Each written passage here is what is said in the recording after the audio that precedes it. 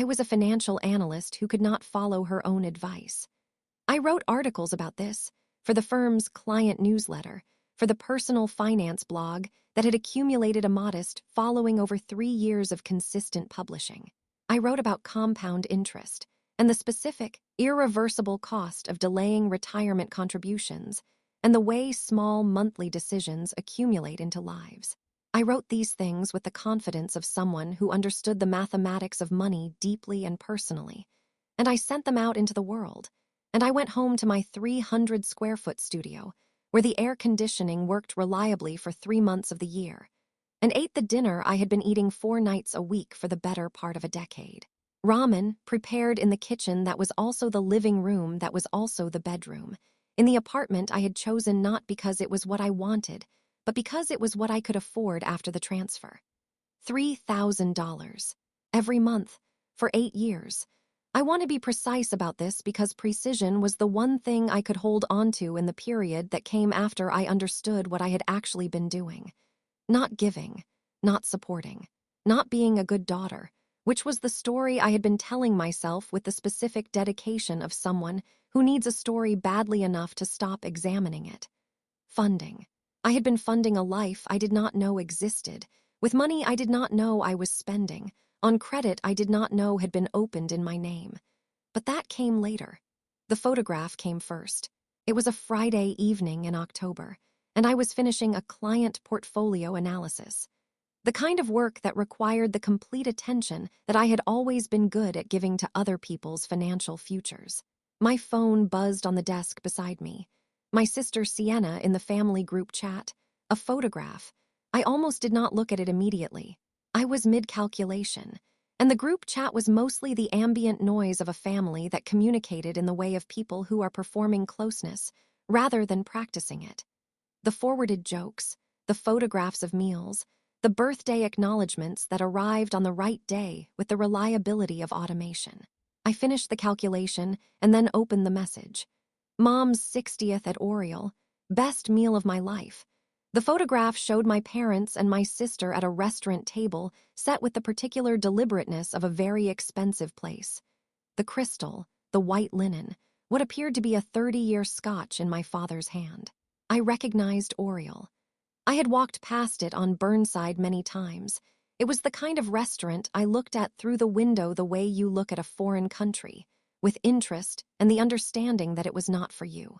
Reservations booked 3 months out. Entrees starting at $75. The kind of place my parents had told me, many times and in many configurations of the same sentence, that they simply could not afford. I zoomed in, not looking for anything specific, just looking, the way I looked at financial documents, the habit of detail. There was a receipt folder at the edge of the table, half visible, cracked open the way leather folders crack when they are set down quickly. And in the fold of it, just the top edge visible, a credit card. I zoomed further. The name on the card was mine. I sat at my desk for a moment with the photograph open on my phone. The office was empty by then. It was past 7, and the particular quiet of an office after hours had settled in, the hum of the HVAC and nothing else.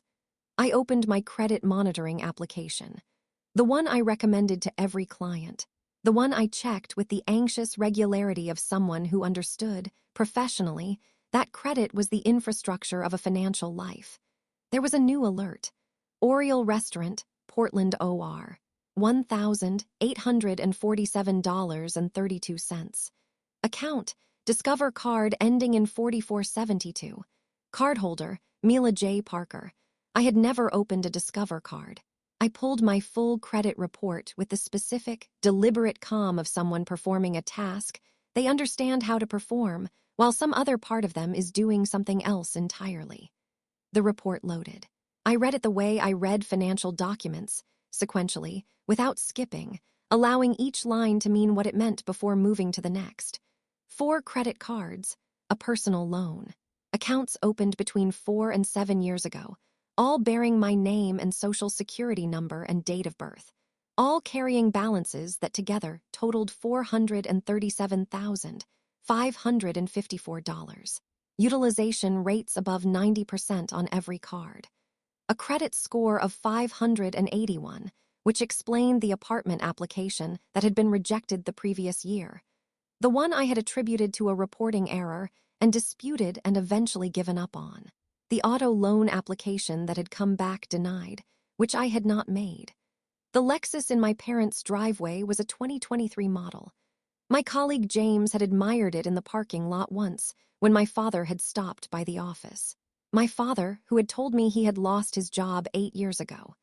My father, whose unemployment I had been supplementing for 8 years with $3,000 a month because I had believed, completely and without examination, that he could not afford a car. James found me at my desk at 11 o'clock. "You look like you saw a ghost," he said. I turned my laptop toward him without speaking. He scanned the screen. I watched his face change in the specific way faces change when they encounter something that is both impossible and plainly documented. "That's your name," he said. "I never opened those accounts." He sat down in the chair across from my desk. "This isn't a mistake." "No." We stayed until 2 in the morning. James was methodical in the way of someone who builds arguments for a living. He had been in compliance before he moved to analysis, and the skill of it was still there. The ability to construct a sequence from disparate data points that was airtight rather than merely suggestive. He built the timeline in a spreadsheet. Every transfer I had made, every emergency my parents had reported, every charge on the fraudulent accounts in the days immediately following each transfer. The pattern was mathematical. Each month, crisis reported, money transferred, charges appearing within 72 hours. The minimum payments on the credit cards paid from the same account I deposited into. They had been using my transfers to service the minimum payments on debt they had created in my name. The system was circular and self-funding and had been running for the better part of a decade. "This is felony fraud," James said quietly when we had laid out the last of it. "This is not family drama. This is a crime." I looked at the spreadsheet. 40 pages of documentation organized into columns with headers I had written myself. "I know," I said. I drove home at 2:15 in the morning through streets that were empty in the specific way of a city at its quietest, and I sat in my car in the parking lot of my studio complex for a while before going inside. The ramen I had planned for dinner was still on the counter. I had left in the morning with the vague intention of a slightly better week. I had been promoted 2 months earlier, and the raise had created, briefly, the sensation that something was about to become possible, and I stood in my kitchen with my coat still on and looked at the packet of noodles and thought about 8 years. Then I went to bed. Not to sleep exactly, but to lie in the dark and let the full weight of what I had found settle into me without doing anything about it yet. There was time. I needed to think before I acted, and I needed to think clearly, and I could not think clearly at 2:30 in the morning after the night I had just had. The thinking took 3 weeks. I want to account for those 3 weeks honestly, because the story of what happened at Thanksgiving is not interesting if you skip the part where I sat with what I knew and felt every version of the thing before I decided what to do with it. My mother's name was Linda, and she had been beautiful her entire life in the way that shapes a personality. Not vanity, exactly, but a deep and genuine belief that the quality of a surface communicated the quality of what was underneath it. She kept an immaculate house. She dressed with care for ordinary Tuesdays. She sent birthday cards on the right day, handwritten in the good ink. She called it standards, which was the word she used for the set of convictions she had about how life should look, and she had transmitted those convictions to her daughters with the thoroughness of someone who believes that appearance is not separate from character, but is its most reliable expression. My father, Richard, was quieter. An engineer by training, a man who communicated most fluently through the practical management of things. The car he kept in perfect condition, the house repairs he handled himself, the finances he oversaw with the particular confidence of someone who has always been the one who handles the finances. He had a dry humor that emerged at unexpected angles, and a habit of listening that I had always found more reassuring than other people's talking. I had loved them in the uncomplicated way of a child who has not yet learned that love and clarity are different things. Sienna was 3 years older and had always occupied the specific category of person who makes a room easier to be in, vivid and warm and funny. The kind of person whose energy arrives before they do, and makes other people feel more alive. She had been our parents' social daughter, the one who got them invited to things, the one whose friends became their friends, the one whose milestones they photographed and framed and discussed with the warmth of people narrating a story they were proud to be in. I had been the responsible one. I want to be precise about what that meant, because responsible sounds like a compliment, and in some ways it was one, but it also meant something else. It meant that my parents' attention had always had somewhere else to go. I was fine. I was handling it. I did not require the management that Sienna required, the gentle steering and the social scaffolding and the careful attention to her mood and her confidence and her sense of herself. I was the one who came home with good grades without being asked, the one who managed her own logistics, the one who, when things went sideways, found a way to correct them without making it anyone else's problem. Being fine became, over time, a kind of identity. And like all identities, it had a cost that I did not begin to calculate until it was already paid. The phone call had come on a Tuesday evening in April, 8 years ago. I had been 24, recently promoted, sitting in the studio apartment I had rented at the edge of what I could afford on my new salary, eating takeout that was a small celebration of the thing that had just happened to my life. The promotion felt like arrival, like the beginning of something I had been working toward. My mother's voice on the phone had the quality she used for things she had been preparing to say. Careful, measured.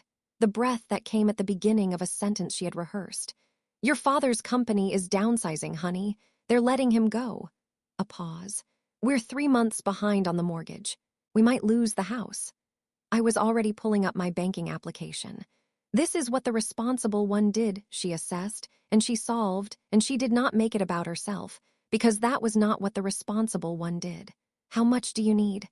Oh, sweetheart, I can't ask you to. Mom, how much? 2,000 would help with the mortgage, but the utilities are overdue and your father's medication. She let the silence do the work that the words did not need to do. I had heard that silence my entire life. I understood what it meant.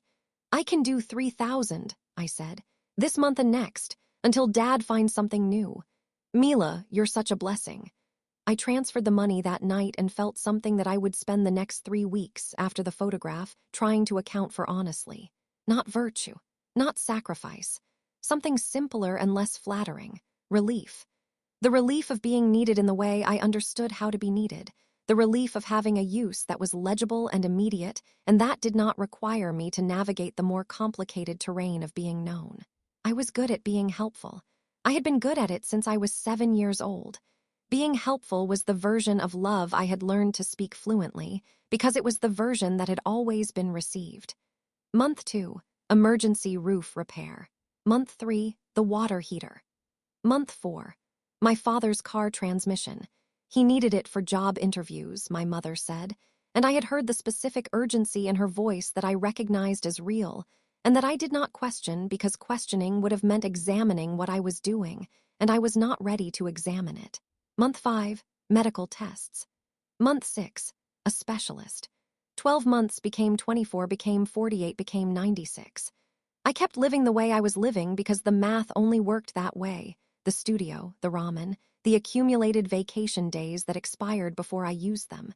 The retirement account I had barely touched because the monthly surplus that should have been building toward something was going somewhere else. I turned down a promotion in 2019 because it would have required relocating, and relocating would have meant disrupting the transfer mechanism, and disrupting the transfer mechanism might have meant. I did not finish the thought at the time. I understand it now. My colleague James mentioned once in passing that he had seen my parents at a restaurant downtown. Upscale, he said. Must have been a special occasion. Must have been, I agreed. They deserved to celebrate, after everything they had been through. He gave me an odd look but did not push. What I remember most, from the 3 weeks between the photograph and Thanksgiving, was not anger. Anger came, certainly, not the explosive kind but the sustained kind. The low, steady heat of it that I would wake up with and carry through the day and set down at night without it having gone anywhere. What I remember most is the grief, the specific grief of understanding that the love had been real, my love for them, the love I had been acting from for 8 years. And that real love can be used by people who know what it looks like and know where the lever is. My parents knew exactly where my lever was. They had installed it. I called my mother on a Saturday morning, 10 days after the photograph. I had spent those 10 days building the documentation with James, not because I needed more evidence, the credit report was evidence enough, but because I needed to understand the full shape of what had happened before I had the conversation. I needed to know what I was actually looking at. The 40 pages of organized documentation were not a weapon I was sharpening. They were a map of a territory I had been living in without knowing it, and I needed to see the whole of it before I could figure out where I was. James had found the employment records on the third evening. My father had not been laid off 8 years ago. He had taken early retirement, voluntarily, with a full pension. A decision that made complete financial sense on its own terms, and that had nothing to do with the story my mother had told me on a Tuesday evening in April, when I was 24 and newly promoted, and eating takeout as a small celebration. I sat with that for a long time before I picked up the phone. "Hi, honey," my mother said. "How's your—" "I need you to explain the credit cards in my name." The silence that followed was a different quality from the silences I was used to from her. Not the practiced pause before an emotional line. Something else. Something that did not have a rehearsed next sentence behind it. "What credit cards?" she said finally. "All 4 of them. And the personal loan." I kept my voice even in the way I kept my voice even when I was presenting difficult financial news to a client, not cold, just professional. "I have the statements. I saw the card at Oriole. Your birthday, my name on the card." Another pause. And then something shifted in her voice that I had not expected. Not tears, not denial, but a kind of flattening, as if she had reached the decision that the performance was finished. "Oh," she said. "That." What followed was not an apology. It was a justification, the specific justification of someone who has had years to construct a version of events in which what they did made sense. They had been desperate. The bills had been real in the beginning. The $3,000 a month had not been enough. They had needed to maintain appearances, for Sienna's sake, for the family's reputation, for the life they had built and could not afford to visibly lose. "And the $3,000 every month was covering the minimum payments," I said, "on the debt you created in my name. We needed the money to stay current. You needed the money you were stealing from me to cover the debt you were creating while you stole it. Don't you dare use that language. Mom." My voice was very quiet. "I'm going to ask you once whether Sienna knew." The pause that followed was its own answer. "She used the cards sometimes, when we needed her too." I ended the call. I sat at my kitchen table for a long time afterward. The ramen packet was on the counter. It was 11 in the morning on a Saturday, and I had not yet eaten, and I was looking at the ramen packet and thinking about the specific arithmetic of it, not the dollars and cents. I had done enough of that, but the arithmetic of a life. The vacations I had not taken. The apartment I had been denied. The retirement account that was a decade behind where it should have been. The relationships I had managed carefully around the financial constraint I had believed was simply the reality of being a good daughter. I thought about my father's pension. I thought about his voluntary retirement, chosen freely on his own timeline, while I was working 2 jobs. I thought about the last Sunday dinner I had attended, 6 weeks before the photograph, where my mother had touched the sleeve of my blouse and said, "You look tired, honey. You work too hard." And I had said I'm fine, which was the thing I always said, and she had accepted it with the ease of someone who needed the answer to be fine and knew I could be counted on to provide it. I called James. "I'm going to the police," I said, a pause. "When?" "This week. I want everything ready before Thanksgiving." "Ivy, Mila, are you sure once you file there's no—" "I know," I said. "I've been sure for 10 days. I just needed to see it completely first." He was quiet for a moment. "I'll come with you. You don't have to." "I know I don't have to," he said. "I'm going to." We went on a Friday. Detective Sarah Morrison had the particular quality of someone who has spent a career handling cases that are painful in the specific way of things that should have been different and were not. She reviewed the 40 pages without rushing. She asked questions that were precise and without drama, the questions of someone building a case rather than performing reaction. "Your parents forged your signature on the original applications," she said, at the end. We can verify that with the comparison documents you've provided. Yes, and your sister made 47 transactions on accounts bearing your name. Yes, she looked at me steadily. Most people in family fraud cases don't want to press charges. I know. This becomes public record, she said. Arraignment, court dates, your parents could see significant prison time. I understand, she nodded. There was something in her expression that was not quite approval and not quite sympathy, but was something in between. The look of someone who has seen many versions of this situation and recognizes when a person has made a clear-eyed decision rather than an impulsive one. I'll have the case number ready Monday, she said. Outside on the street, James and I walked to the car in the particular quiet of two people who have just done something that cannot be undone. Thanksgiving is in 2 weeks, I said. He looked at me. They're hosting 50 people, I said. Family, people who have known us my entire life. People who have been told for 8 years that I am the ungrateful daughter, the selfish one, the one who doesn't give back. He was quiet for a moment. You're going to tell them. I'm going to tell them, I said. Not to destroy anyone, not for revenge. I thought about how to say it precisely. For the same reason I filed the police report. Because the truth has been hidden for a very long time, and I am done being the person who hides it. He nodded slowly. He did not try to talk me out of it, which was one of the reasons he was the person I had called the night everything changed. The house was the same house. That was the thing that struck me as I pulled into the driveway on a Thursday afternoon in late November, not the colonial architecture or the fresh landscaping or the cars in the driveway, all of them newer than they should have been, but the simple fact of its sameness. I had grown up in this house. I had come home to this house for 32 years of Thanksgivings, carrying dishes and wine and the accumulated noise of someone trying to be a good daughter, and the house had always looked exactly like this. Warm-lit, well-kept, the wreath on the door that my mother changed with the seasons. It had never occurred to me to ask what it cost. I sat in my car for a moment. The cream envelope was in my bag. Case number, official seal, the documentation in the careful order I had assembled it. I was wearing the good blazer, not the expensive one I had never been able to justify, but the one I had bought on sale 3 years ago and kept in rotation because it was the closest I had come.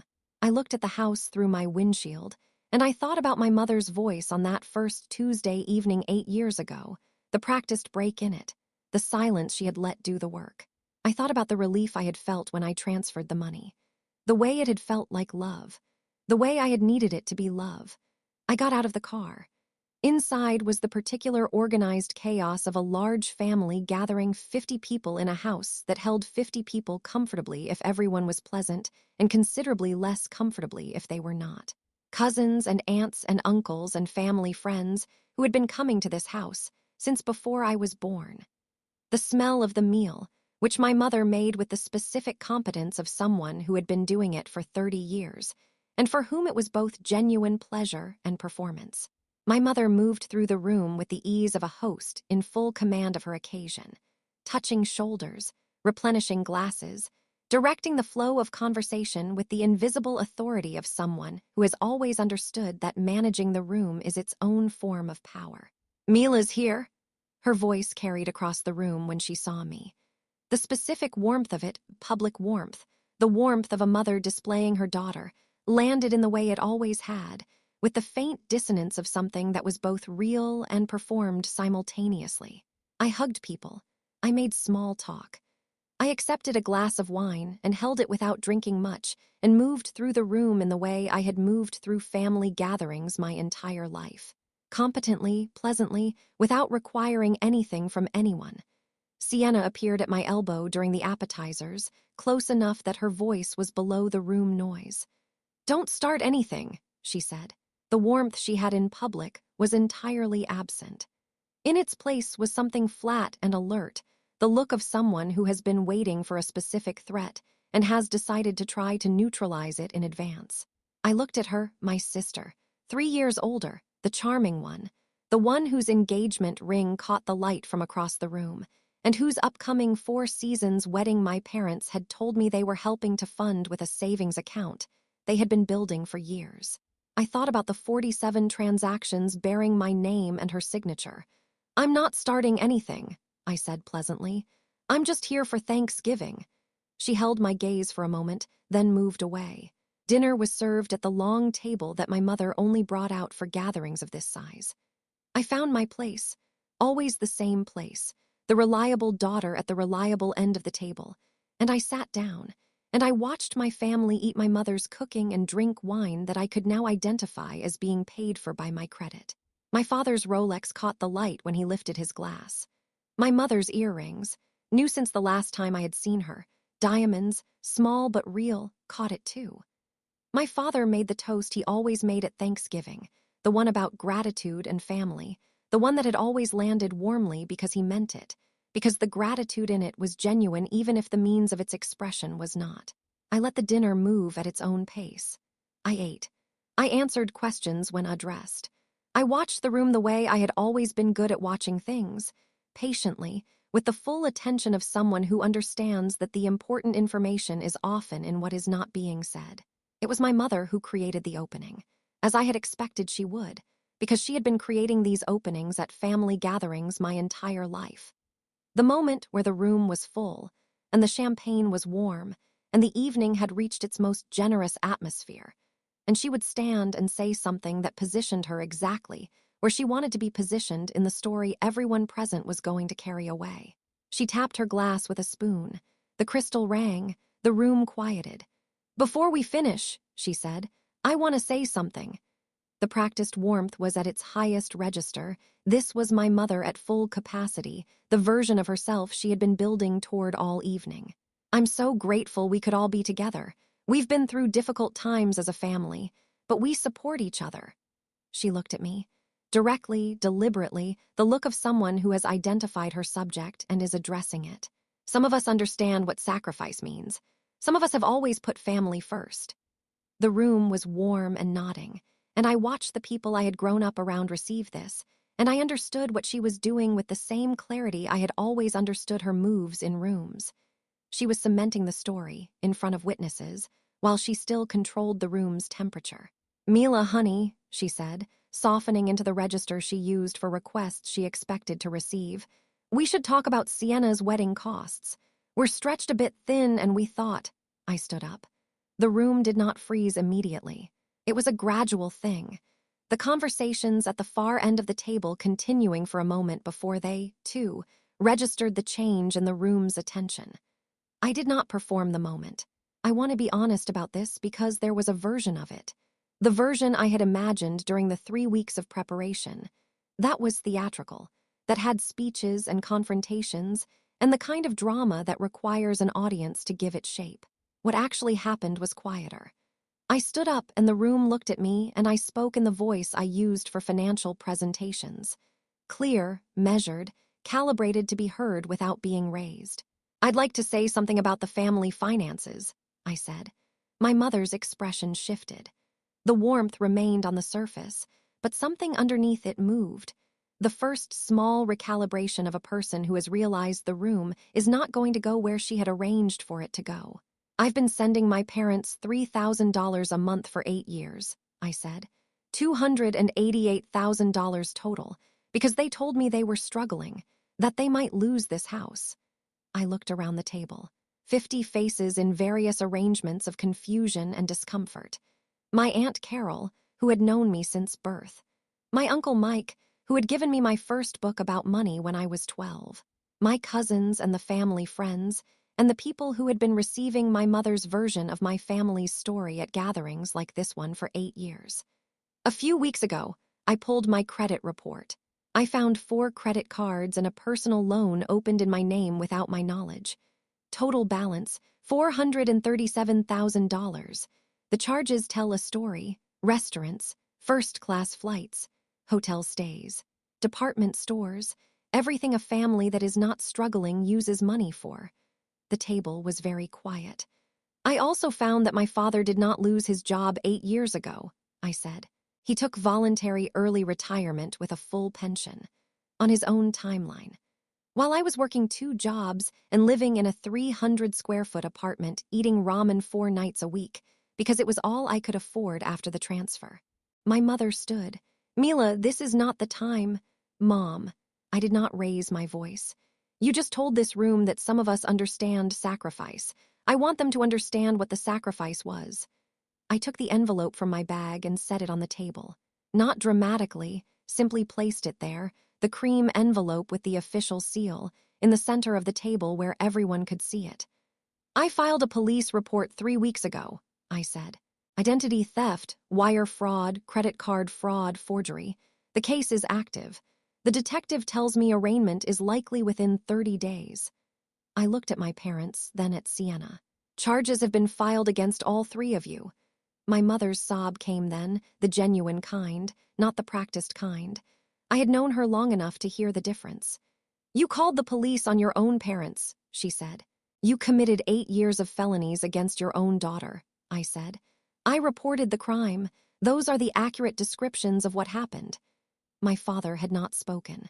He was sitting very still at his end of the table with the specific stillness of a man who has understood, fully, and without remaining hope of revision, that something is over. He was not the villain of my childhood. That was the thing I had to keep returning to in the weeks afterward. He was not the villain of my childhood. He was a man who had made a catastrophic series of choices and had made them again every month for 8 years, and the choices were not separable from who he was, but neither were they the whole of him, and holding both of those things simultaneously was the hardest work of the months that followed. "I'm not here to ruin a holiday," I said to the room. "I'm here because this family has been told a story about me for 8 years, that I don't give back, that I don't sacrifice, that I don't understand what family means." I picked up my bag. "Now you know the actual story. What you do with it is yours." I walked to the door. My cousin Jenny reached out and touched my arm as I passed, not speaking, just present, a small contact in the middle of a room that was reorganizing itself around a truth it had not been prepared for. I acknowledged it and kept walking. Outside, the November air was clean and cold in the specific way of that month, the particular cold that had not yet become the heavy cold of deep winter. I sat in my car in my parents' driveway and looked at the house. The warm-lit windows, the wreath on the door, my father's Lexus parked neatly beside my mother's car.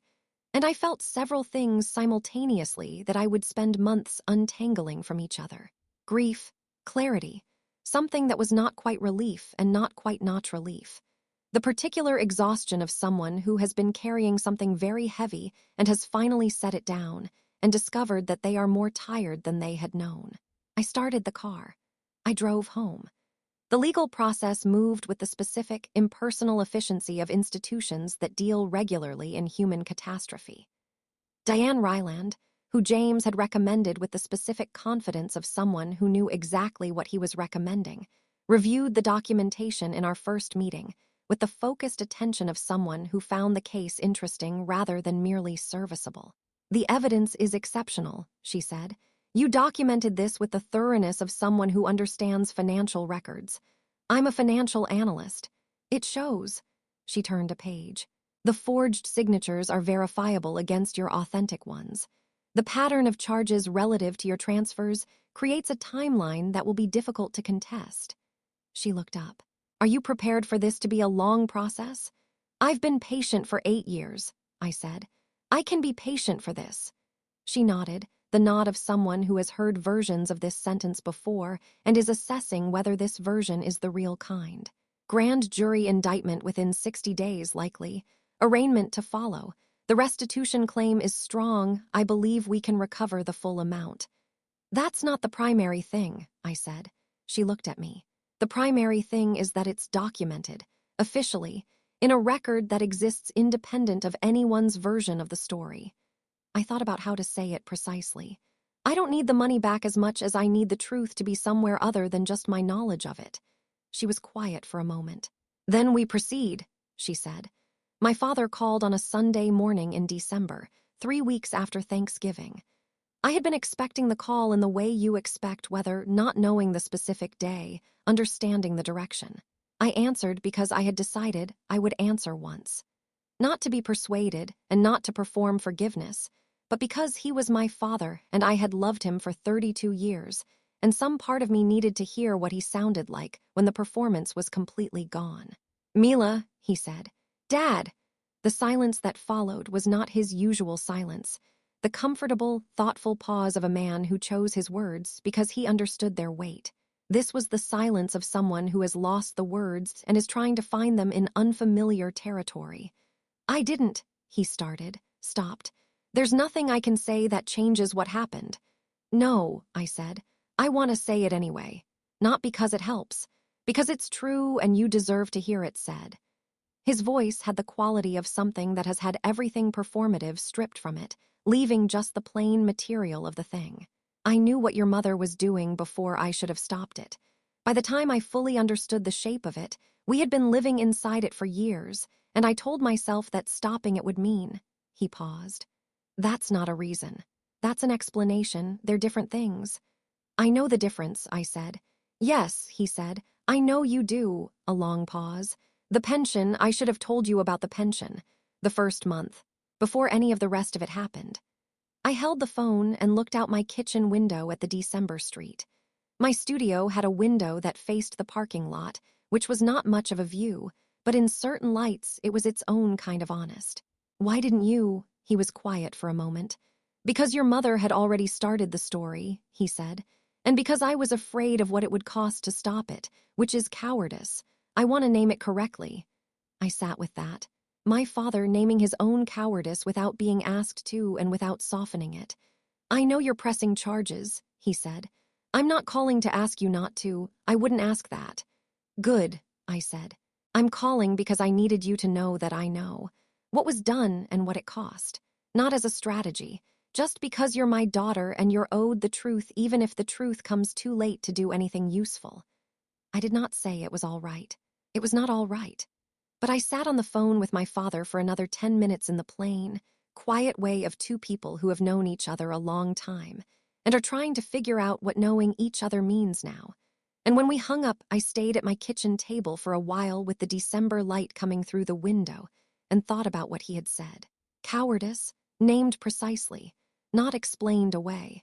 I did not forgive him that morning. But I filed the conversation in a different place than the rest of what I had been carrying, and that difference mattered in ways I would only understand later. The indictment came in January. The arraignment in February. My parents spent 72 hours in county jail after violating the conditions of their release. A call to my workplace that my lawyer documented and reported. A boundary crossed with the specific small defiance of people who had been crossing my boundaries for so long that they had stopped registering it as a choice. The plea deal came in late February. 18 months in prison, 10 years of probation, full restitution for both parents. Sienna, 6 months, 5 years probation, restitution for her portion. All 3, felony records. Permanent. In court, they had to say it out loud. That was the part I had not anticipated mattering as much as it did. Not the sentence, not the restitution order, not the official documentation I had been building toward for months. My mother's voice in the courtroom, flat and stripped of every register she had ever used to manage a room. I opened 4 credit cards in my daughter Mila Parker's name without her knowledge or permission. I used those cards for personal purchases totaling $437,000. I knew what I was doing was illegal. The words were recorded. They existed in a document that would outlast the courtroom, outlast the sentence, outlast every version of the story my mother had ever told. I drove home from the courthouse and made dinner and did not do anything dramatic with the evening. The drama was finished. What remained was the ordinary work of a life. James took me out the following weekend to celebrate in the way he approached most things. Without fanfare, with a meal he had actually thought about, at a restaurant in the Pearl District that was not Oriole but was genuinely good. And we talked about work and the novel he had been reading and his sister's new apartment in Chicago. And at the end of it, he said, "How are you actually?" "Actually," I said, "I'm trying to figure out what I want." "What does that mean?" "It means I've spent 8 years knowing exactly what I had to do every month. I knew the transfer amount and the transfer date and what the crisis was going to be. I never had to decide anything because the obligation made the decisions." I looked at my wine. "I don't know what I want from my own life. I've been too busy managing theirs to ask." He was quiet for a moment. "That sounds like the right problem to have," he said. "Now, Yes, I said. Now, I accepted the promotion I had been offered 2 months earlier. Senior analyst, a real scope increase, a team of 4, a salary that made the arithmetic of my ordinary life something other than a monthly subtraction. I took it and felt something I could not name immediately. Not relief, exactly, though relief was part of it. Something more like the specific feeling of standing in a room you have earned the right to stand in and understanding, for the first time, that the right was always yours. I started looking at apartments in March. Not urgently, with the pleasure of someone choosing rather than someone fleeing. I had accumulated $42,000 by then, the product of 8 months of not transferring $3,000 to anyone, and the number had a quality that I returned to sometimes just to verify it was real. $42,000, growing in an account with my name on it, destined for nothing other than what I decided. The apartment I found in April was a 1-bedroom on the 4th floor of a building on the east side, with windows that faced the Willamette and a kitchen that was not large but was good. The right light, the right proportion, the sense of a space designed for someone who actually cooked rather than someone who needed a place to stand while reheating things. I stood in it on a Thursday afternoon with the property manager and looked at the river light through the window and thought about the studio I had been living in for 8 years and the careful, accumulated sadness of a life lived at minimum. And I said I'll take it before she had finished the sentence. My Aunt Carol called in April. She had been at Thanksgiving, had been in the room for all of it, had received the documents as they circulated, had been one of the people who had hugged me on the way out. She called on a Tuesday evening and talked for an hour about things that were not the obvious subject before she finally said, "I want you to know that I believed them. For years, every story your mother told. I believed it because I wanted to believe it, and I didn't ask questions because asking questions would have meant admitting I had been wrong not to ask sooner." A pause. "I'm asking now. How are you, really?" We talked for another hour. I told her the real version of 8 years. Not the dramatic version, not the legal version, but the ordinary version. The ramen and the expired vacation days, and the date I had been on 14 months ago who had disappeared after I asked to split a $40 check. The retirement account that was a decade behind. The promotions I had declined to avoid disruption. "You're going to be all right," she said when I had finished. "I know," I said. "I already am. That's what I keep having to explain to people, that I'm not broken. I'm angry, and I'm grieving something, and I'm also completely fine. You can be all of those things at once." "Yes," she said. "You can." She had her own version of my mother that she was working through, the sister she had known for 60 years, the specific grief of understanding someone you love as something other than you believed. We talked about that too, carefully, the way you talk about things that are painful and shared. I told her I was glad she called. "I should have called sooner," she said. "You called now," I said. "That's the part I'm counting." I thought about Sienna less than I expected to. Not from coldness, from the specific decision, made somewhere in the middle of the evidence building, that her choices were hers in a way my parents were not. She was an adult who had made choices with full knowledge of whose name was on the cards. The grief of losing my sister was real, and I held it without performing it, which was the thing I was learning to do with all the parts of this that were genuinely painful. Hold them without performing them, let them be what they were rather than what the situation seemed to require. She called once, in March. I did not answer. I did not block her either, which felt like the honest middle ground of where I actually was, not ready and not closed. The phone rang, I watched it ring, I did not pick up. That was accurate. In November, a year after the photograph, I went to Oriole. I want to be precise about why, because the easy version of it is symbolic, the daughter reclaiming the restaurant, the act of presence that marks an ending. And while there was something of that in it, the real reason was simpler. I had been walking past Oriole for years and looking through the window, and I had $42,000 in savings and a 1-bedroom apartment with a river view and a job that paid me what I was worth, and I wanted a good meal. James came. We got the table by the window and ordered without looking at prices, the way people look without looking at prices. Aware and choosing not to be governed by the awareness. The food was exceptional in the way of places that have decided that the specific quality of an ingredient is worth the specific cost of sourcing it. We ate slowly and talked about things that were interesting to us, and at no point discussed the fraudulent charge from 12 months earlier that had started everything. I paid with my own card. The name on it was mine. In the car afterward, James said, "How was that?" "The food was extraordinary," I said. "Not what I meant." "I know."